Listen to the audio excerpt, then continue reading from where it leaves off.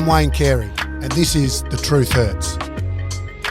Well, we're back again, episode 7 of The Truth Hurts. I'm Ayrton and Woolley, joined by the King, Wayne Carey. Good to see you, Wayne. I was a little bit worried you might not be in today after the busiest day of the year for you, Mother's Day.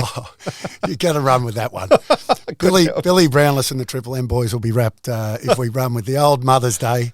Yes, it was a very busy day. I hired a van, I went over the Balti, I came back, It never gets old. I had a long trip, booked a heap of flowers in the van and got the job done. So everyone was happy, but it was what a beautiful day, by the way, and happy Mother's Day to everyone out there. I know we're a day late, but it was just a gorgeous day to have Mother's Day. You could get out of the house. It was fantastic. Cracking day, absolutely. I must say, despite it being a difficult day for you in some ways, you are looking... It's not a difficult day.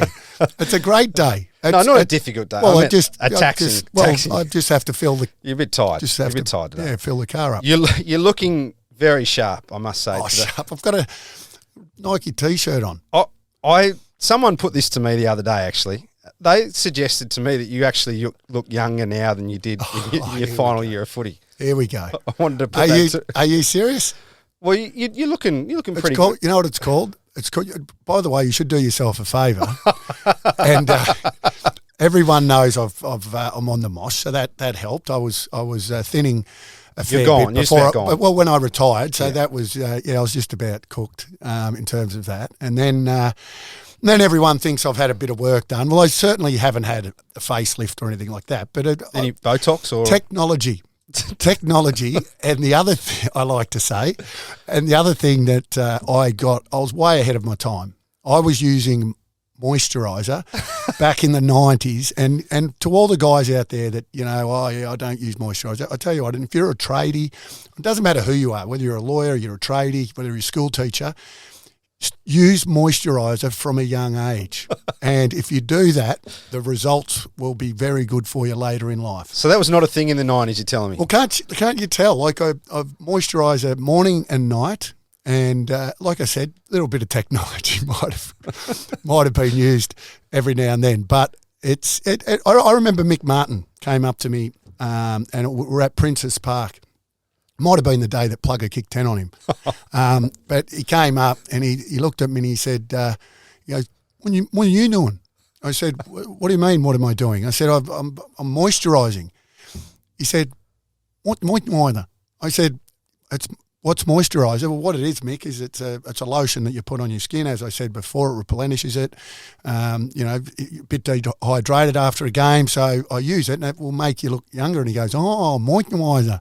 And I said, Mick, don't you worry about it. I said, it's not going to do you any favours. So don't start now. And there are some people out there that, they're just too far gone. So come on now. So the key... Apologies to Mick Marti. No. You're mates with Mick, by the way. Yeah, great mates with Mick. But, there are a lot of people out there that they've let it go too long. So you've got to get on top of it early. You can't just be a crinkled up chip or completely bald before you start to get onto this stuff. What'd you point at me then? I've got the hat off today. Yeah, I noticed that. It's oh boy. Anyway, but you do yourself a favour and get some moisturiser. Oh, thanks. I'll take that on board. In saying that, by the way, and talking about age, Buddy Franklin, he's gone on a year too long, in my opinion. And you were big on this last year. I said this last year. In actual fact, I said it during the year, and then a few people jumped on. And in the end, he still played some handy footy, as we know. But he definitely doesn't play like he used to play. We know that Buddy's never been a great mark, but he's good below his knees. His speed, get to contest, uses the ball really well when he got up the ground. But that right now, he just looks like he's really lost a yard, and that athleticism and that flexibility that he once had, he looks like he's fallen off the cliff. So this is not a product of the way Sydney's playing. Obviously, they're not playing as well as they had been previously, you think? Well, at the end of the day, if the team's not playing great footy and you're a forward, you're a product of that as well. So there's a little bit of that in it. But I just watch him. Did you feel that in your final years? Did you? Well, that's why I think I can speak about it. I knew that when I was at the Adelaide Crows, and when I was fit, I played some good footy at Adelaide. But when I knew that when there were certain marking contests, and I used to run back with a flight of the ball or stand under the footy or back into a pack. And when I was at Adelaide, I reckon in 2004, there were times where I ran back with a flight, and rather than commit and go for that footy, I went front and square. So my whole mindset had changed, and I remember more than a couple of times I sat in there, and I might have kicked a few goals, 3 or 4 goals, but just I didn't play the brand of footy that I played prior to that, and I guess what your reputation's built off in the way that you played. So sat in front of the locker, the number 2 locker for Adelaide a number of times, and just said to myself, "You're done. You're done." Was this being spoken about outside as well, or this was more internal for you? No, it was internal for me. Yeah. I retired from a neck injury halfway through 2004, but Adelaide at the time, because Ayresy had just been sacked and Neil Craig had taken over, and they asked me to sign on, and clearly my neurosurgeon said, if you play on, you're a nitwit. But that's a different story. But so what I'm saying is I knew that I was done. How hard's that decision? Because Buddy, obviously, last year, as you said, he played some decent footy at times, but you thought he'd probably had enough. Sydney were maybe still in the window chasing that premiership. How do you make the right call? Because a lot of great players have got to make that call. Yeah, I think there's a lot of players. Not too many players retire when they should. A lot of players go that year too long, I believe. And I think it's showing now that Buddy has gone a year too long. As I said, he's a champion of the game. He's going to be a legend of the game. He's kicked 1,000 goals. I love Dermot Brereton. He was my hero, by the way, as a kid, Dermy. But when Dermy said on the weekend that he felt sorry for Buddy, I don't feel sorry for Buddy. He's kicked over 1,000 goals. He's had one of the greatest careers the game has ever seen. And so I don't feel sorry for him. The fact that he's gone on for a year too long, I think Sydney, and I know Sydney have got a lot of injuries at the moment, so maybe they just don't have too many choices. But they've got to give more opportunity to other players. And I know at the moment they can't because a few of those are injured. But it's a watch this space. You don't like to see it. You don't like to see your superstars, champions, really battling the way he is. But he is really battling. Another big talking point in the past week or so has been the AFL's investigation into Hawthorn and Alistair Clarkson, Chris Fagan. It's been dragging on. They haven't been able to tell their side of the story. It's a ridiculous set of circumstances, isn't it? Just the way, I'm not talking about what has occurred. That's not ridiculous. But what I'm talking about is how long this has dragged on. It was originally, the AFL said, going to be wrapped up by Christmas. Obviously, it's become a massive legal issue now. And this was what Alistair Clarkson had to say. The game is the victim of this. The game is shamed. Obviously, myself, Fags, Jason, our families have been shamed. The Indigenous and First Nations families, they've been shamed. And there's one particular party out there that was the catalyst for all this that haven't been investigated at all. Their governance and conduct in this whole thing, the Hawthorn Football Club, just shameful. Let's do an investigation on them and their practices and see how they go. Yeah, elements of that are fair enough, and obviously there's still a process to go through, albeit it's been a long one. And the only way I see a resolution for this is going to be in the courts, because they're clearly not going to sit around and have a discussion. So it's going to be a judge, jury, whatever, to decide what occurs out of this. I think the fact that they can't sit around a table and have a discussion. But what I will say, and what concerned me about what Alistair Clarkson said there, is nothing to do with the case itself, but the fact that he gets so defensive and always, and he had a situation earlier this year with a journo that he got very defensive. He's always been that way, but he's more than willing to throw people under the bus and be really strong about it. Now, clearly here he's had a crack at his old footy club, which I find terribly sad. He's a legend of that footy club, irrespective. Doesn't matter what happens from here. He'll always be a legend of that footy club, and he's just thrown them straight under the bus. And what it reminded me of, and this is the concerning thing for me, because what it reminded me of is when I made comments about Cyril Rioli, because I knew people, very good friends, and I had never went on radio and said something that I wasn't 100% sure about. So when I went on radio and said that I have on good authority, albeit I'm not a shock jock, I'm there to talk about footy, but it was a pretty big thing that I'd heard, and people had said, I'm more than happy for you to talk about it. So I had on good authority that Cyril wanted to go home. He wanted to leave the footy club. And when I made those comments, Clarko had this to say. Cyril's going back to the TV, I heard. Wayne Carey make that great announcement that, we've coerced him into a 5-year extension. 5 years. Do you reckon you'd be able to coerce someone into a 5-year extension if you wanted to go back to the TV? God, what a load of rubbish. Once again, no account by a bloke who should know better than throw up bullshit about our players. Hold some of these people to account because the hysteria that it creates is just absolute rubbish. Particularly Carey of all people. I've spoken about this before. He shouldn't make too many comments about stories about other players because we could just go to town on him. Okay, so you've got history with Alistair, haven't you? I mean, it's not the only time that you've maybe had a little stoush. You did, after that, speak to him, didn't you? Yeah, Tim Watson organised a meeting for us to catch up, mediation. That's what it was.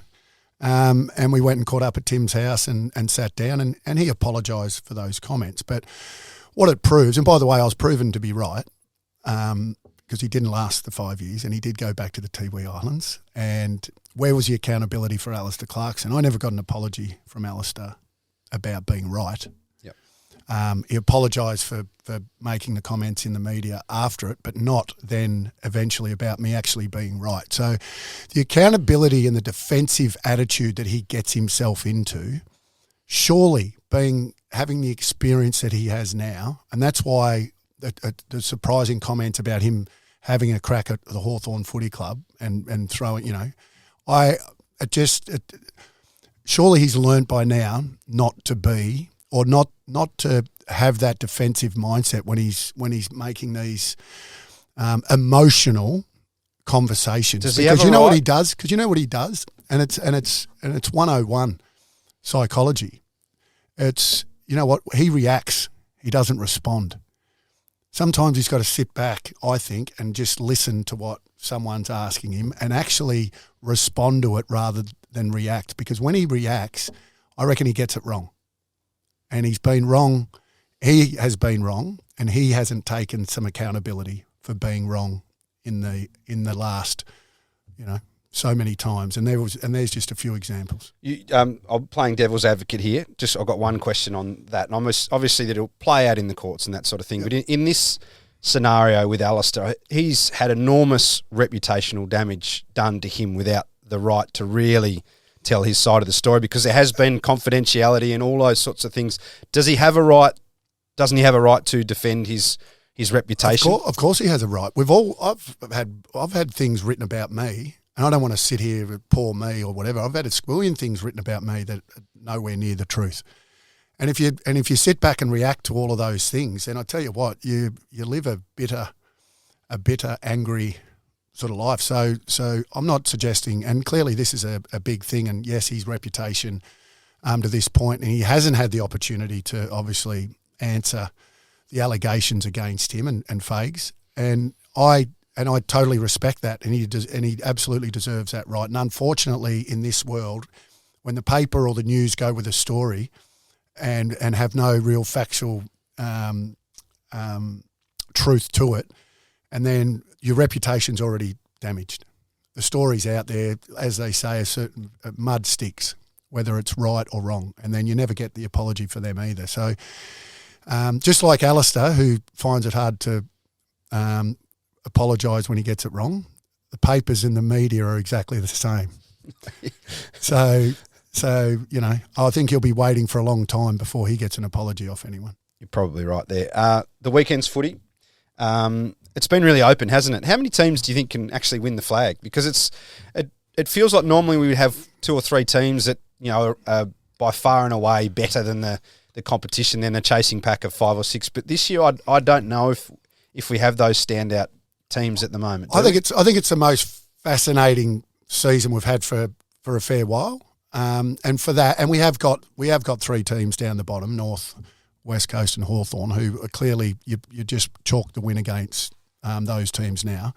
That's how disappointing they've been. And Hawthorn have shown glimpses. Obviously, North did early, and West Coast probably not so much. They have in a couple of games. They've put up a good fight and played some good footy. But they're the easy beats of the comp. And then you've got a massive list. I honestly believe Collingwood, Melbourne, the Cats, the Dogs, Brisbane, Port, Sydney. I don't think can now, because their injuries have already depleted their season, and some of them are long-term injuries. So I'm not sure that they're going to be able to get there. They can reset very quickly, and I'm not saying finals. I'm saying Premiership. And the Crows have a massive question mark. There's some of their footy this year. Let's not forget the Crows pretty much had Collingwood on toast there for a little bit. Absolutely. The Pies obviously got the decision in the end. So Crows are a massive question mark. Could a side, come from where they've come and finish maybe in the 8 and give it a bit of a shake, because they're exciting when they play a really good brand, and when they can score. Their forward line's really dangerous. The way Jordan Dawson has stiffened up that midfield, because he's a big body now, playing as really one of the best players in the competition. I've watched him the last few weeks. He's added something to that midfield. Rory Sloane was maybe that inside player in the past, but Laird and these other guys may be a bit smaller, but he's got grunt I didn't know he had. Isn't it great to see players that have come as a defender and then moved into the midfield and doing what he's doing? And I think of guys like Crisp, obviously at Collingwood, that was a half back and came in and now is a big mid, great running ability, uses it really well. So he's been a revelation. I love what the Crows are doing, and who would have thought that they would be where they're at now. So, but it's starting to sort itself out. I said last week the Blues can't play finals, and they can't. The Saints now, Ross has had them up, and they're playing. They're still being really competitive, StKilda, but I think we understand that their list and also injuries. In saying that, King comes back maybe this week. If not this week, maybe next week. But what are they expecting out of him? Well, I wanted to ask you about that. Should we temper our expectations? You've had the same injury that he's had, a shoulder. In your initial phase of coming back, are you restricted? Yes. Well, yes, you are. You need a whole. You need a whole pre-season basically to feel 100% confident, and he's had a fair bit of time. So you just hope that. For me, it was just all about movement. It was being able to actually put my hands above my head. When I came back in '97, in that during that year, I basically came back with 1.5 arms. I could only lift my arm halfway up. So I was very restricted. But my understanding is he's ready to go. I think that's great for them. But they're just starting to come back to the pack a little bit now, the Saints. Player pay is back on the agenda as the AFL works through its collective bargaining agreement with the Players Association. Scott Pendlebury, one of the elder statesmen of the game, he had some really considered comments in terms of saying the players he believes are underpaid. He pointed to the NBA where they get 51% of the game's revenue, to the AFL's 28%. He also pointed to the executive salaries, which he believes so heavily outweigh a lot of the player pay. The executives, I think last year were paid over $11 million on the AFL executive. So where do you sit on player pay? Because 28% is not a huge number, and the players are the game, aren't they? Yeah, they are, and in all the professional sports around the world, they're the least. They take the least percentage out of all of those sports. So I've always said players are underpaid, and you always get criticism of people saying, "Oh, how can you say that?" Well, you say that because you have a limited time in the game. That's for sure. And the other thing that I will say is that the actual top money, so the highest money, so the Dusty Martin and the Buddy Franklin type money, and I think there's over 10 players now on $1 million. Isn't that was reported recently, or 10 or 11? Yeah, I think or it's something like that. Yep. Which is great, but whether it be say $1 million or 1.4. My last year at the Kangaroos, 2001, I was on 1.4. So 2001. So the actual... And that's worth a lot more money then. Well, salary cap was smaller. Of course it is. So therefore, the top money has not gone up. It's gone backwards. It's gone, well, yes.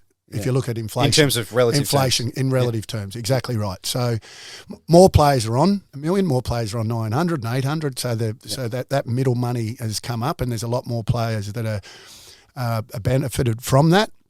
But I agree with him. I think that, the best players in the comp should be getting more than what they're getting now, considering that, people were getting that back then. Cooter, I think, was on over $1 million too back in the 90s. So that's what I wondered. You're obviously a very dominant figure at North Melbourne. So do you think your scenario was maybe unique at that time, or do you think there were other players that were earning significant dollars? No.